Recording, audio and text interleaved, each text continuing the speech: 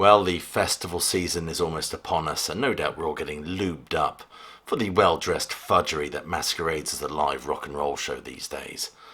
The question I'd like to put to you is, lip syncing, is it ever really okay?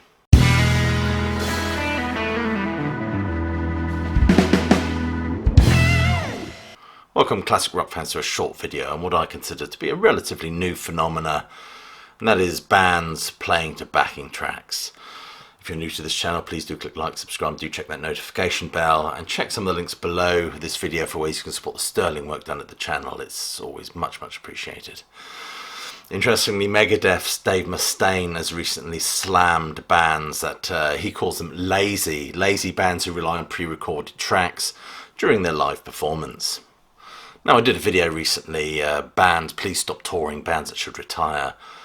Now, this is based on, not on an artist's age, because there are some wonderful artists out there still playing beautifully well into their 70s or 80s. That's not what that video was about. Merely about artists that can no longer perform, but are relying on backing tracks and tapes and miming. That's when it all becomes a bit of a fudge as far as I'm concerned. It's a kind of way of fooling people into believing they're witnessing a live show, when clearly they're not. I wouldn't mind if it was stated on your ticket that part of this show was mimed or all of the show was mimed, and people understood that when they paid for a ticket. But nobody wants to admit to that. That's the great rock and roll swindle as far as I'm concerned. Now, I was fortunate enough recently to discuss this issue with the former Wasp guitarist Chris Holmes, and he was quite unequivocal about what he had to say about the use of backing tracks. There's some people that say I suck, this and that, and they're comparing it to Wasp, but I don't play the backing tracks. Oh, yes. Yeah, it's like we suck. I'm gonna play rock and roll music straight live, no matter what. I don't care. Once I start using backing tracks, I'll quit playing. Yeah, I'll quit. Yeah, it's not live. It's not live at that point. And I certainly agree with what Chris Holmes has to say here. I deviate slightly from what he has to say when, he went on to say that he doesn't even like sound effects or anything that isn't live played as part of the show. But I have no problem with sort of sound effects like the ticking clocks or the ka-ching cash registers of that Pink Floyd classic being used as part of the live performance. For me, it's the playing of the music and the singing which has to be live. To my mind, if you can no longer do it, you should just get off the stage, quite frankly. If, as a band, you have produced material that you struggle to reproduce live, then rearrange it or don't do it. It's all about preserving the integrity of a live rock and roll show. But in recent years, bands have been heavily relying on backing tracks, drum triggers, even musicians covertly tucked away behind the curtain. That's another issue that boils my piss, quite frankly. If you're going to use additional musicians, and you may feel you have to flesh out the band's sound when reproducing an album that Floyd used Snowy White, I think, on the Animals tour and the Wall tour, but I don't think, I could be wrong though, I don't think he was hidden. I think it was very much apparent he was there.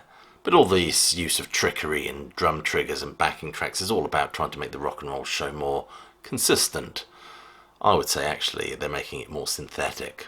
Eddie Trunk, always outspoken of course, has weighed in on this issue. He says that this is beyond words. Everyone, I guess, just seems to be okay with this. This has become an epidemic that needs to stop. It's got so bad that bands no longer seem to hide the fact that they're lip syncing.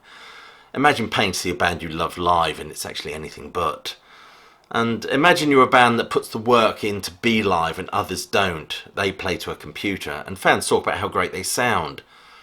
It's the norm in pop, but it's got to stop in rock. Fans and promoters have to care about the live rock and roll show. Otherwise it's going to get much worse. I agree 100% with everything he says. It's kind of the accepted norm in pop, and we'll come on to that in a minute, but it has no place in a live rock show. However, the flip side of the coin is presented by Shinedown guitarist Zach Myers speaking to Rock Feed, and he said 90% of rock artists use at least some pre-recorded tracks during their live performances. It bothers me that it bothers people. I'm like, why does this bother you? It's just the way it is. Question I'd like to ask is, when did this become just the way it is? How did we let this sneak up on us? And at what point does it become absolutely wholly unacceptable? So the question I posed at the start of this video, is lip syncing ever okay? And I would say yes, in some cases it is okay. And before you start throwing things at the screen, let me justify that. Lip syncing, of course, is fine when bands do TV shows like Top of the Pops if you live in the UK, or or other shows like that, where they perhaps don't have the logistics or to set it all up, and they just stand there and mime to their latest single. I don't really have an issue with that. Or some bands have actually protested against the idea of miming when they've done things like Nirvana would be a perfect example, the Stranglers and Iron Maiden as well. But as Eddie Trunk has pointed out, it's a mechanism that has been used in pop for some time.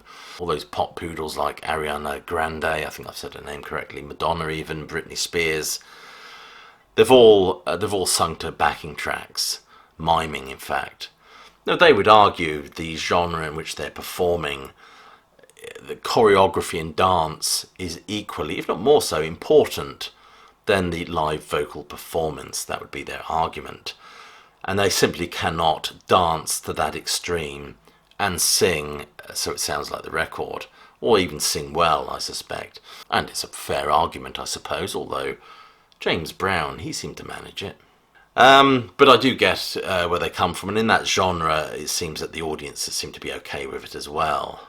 But I'm not sure that even the songs that they sing have any sort of real depth or emotion to them anyway. They're these little puffy pop farts, aren't they? But the audience seem to accept that. They pay good money to see the personality rather than care that much about the integrity of live music. But in rock music it's different.